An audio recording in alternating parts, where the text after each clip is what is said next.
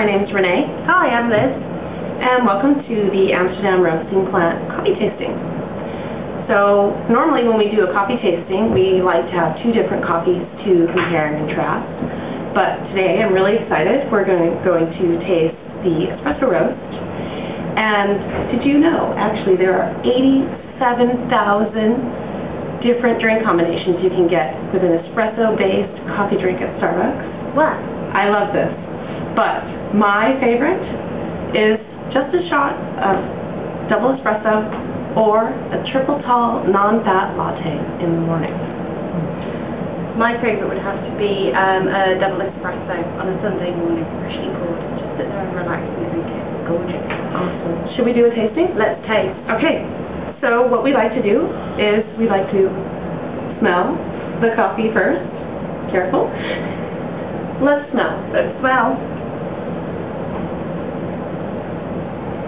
What do you get out of that, Liz?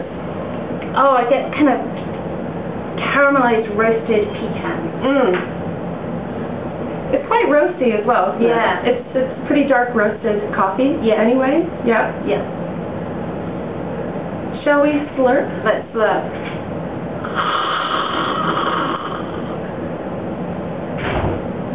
Body is incredible. What do you think?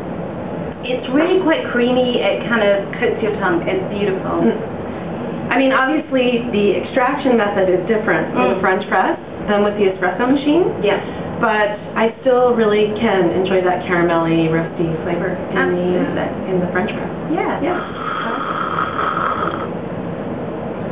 The great thing about Starbucks Espresso is that it's the heart of a lot of our coffee beverages, as Renee just said, and it's also the heart of our Shared Planet program.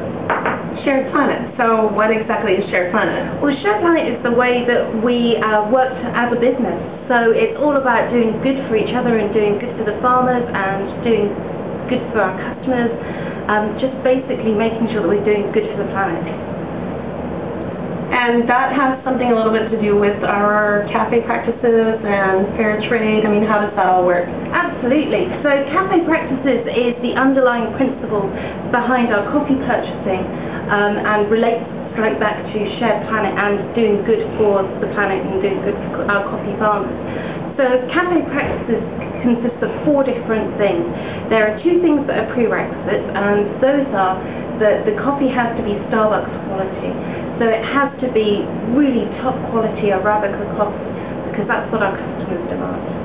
Also, it has to our farmers have to have economic transparency. So when we purchase the coffee, we want to make sure that the $1.49 on average that we spend on per pound on our green coffee, it gets back not only to the coffee farmer, to the coffee pickers, to the people that look after the coffee plants, that do all the processing, that everybody gets a good cut of the deal. Right, okay, so you said there were 4 components? Yeah, there are 4 components. Right, but you only mentioned 2.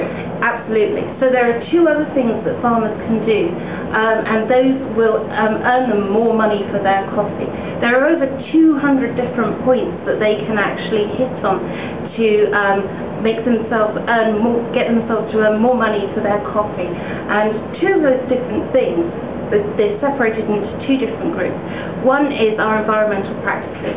So, for example, if a farmer were to make sure that they were planting their coffee trees and then planting shade coffee trees over the top of that, so different kinds of plants, for example, bananas or macadamias or lots of different plants, growing over the top of the coffee plants. It provides shade for the coffee plants. That makes them very happy because they don't like huge amounts of direct sunlight.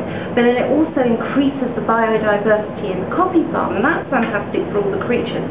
So all the different creatures that live up in those mountains then have lots of biodiversity, and it means it encourages all the insects and flora and fauna around the coffee farm. Right, so it's not just like a bunch of coffee trees on a coffee farm. I mean, there's actually providing space and air and energy and food for all different kind of things around the trees. Absolutely. One of the things that we do in Tanzania, in a Tanzanian farm, which is incredible, is that they have an elephant walk through.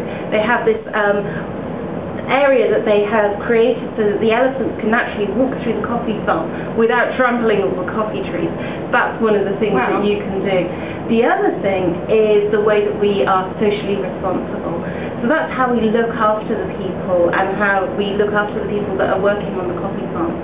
And for example, our fantastic Guatemala Antigua coffee, one of the farms that we get our supplies from for that particular coffee, we've helped with the vendor build a clinic up in the mountains so that all those coffee farm workers can go to a clinic, get dental exams, get the health care that they need right there on the coffee farm. Wow, so this is all really great, but I mean, how much of our coffee is actually, shared planet, or? Well, we've been working hard for a long time in a lot of different ways to make our coffee shared planet. The Shared Planet program has only been around for a year or so in its current form, but at the moment we're really proud that 77% of our coffee is actually Shared Planet verified. That's a lot. That is a lot, and by 2015 it's going to be 100% Shared Planet. That's awesome. I love that so much.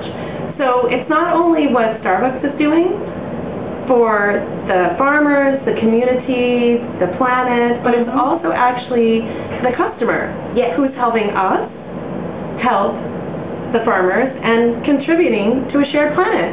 Yes, that's awesome. I love that so much. It's really cool. And the other cool thing is in March 2010 we will be announcing that all our espresso, this very espresso here, will be Fair Trade certified as well. So it's a double whammy, Shared Planet verified and Fair Trade certified. Wow, fantastic. I'll drink to that. I'll drink to that too. Have a good coffee day.